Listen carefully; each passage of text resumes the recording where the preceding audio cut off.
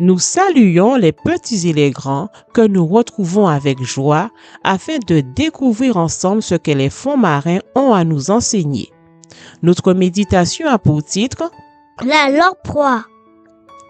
Aujourd'hui, la maman de Bill et Marie doit se rendre à l'hôpital pour un examen médical. Ils resteront à la garderie après l'école jusqu'à ce que papa vienne les chercher. En voiture, papa les observe et trouve ces deux loulous bien silencieux, voire même troublés.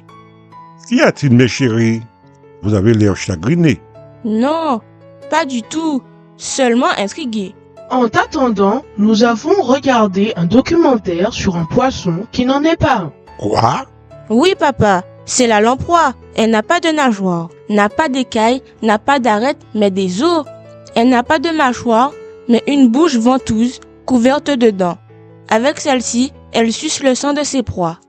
Tu sais, papa, il y a deux espèces, toutes les deux protégées. Une qui vit dans la mer, l'autre dans les rivières, et mieux encore, celle des rivières est aveugle. Elle passe la plus grande partie de sa vie dans la vase. C'est ce qui vous trouble autant? Vous savez que les hommes qui sont tout à fait semblables peuvent être très différents.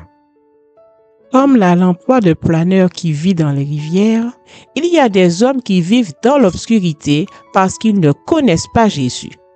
Il y a des hommes qui connaissent Jésus, mais qui se complaisent dans le mal. Ils vivent dans l'obscurité spirituelle.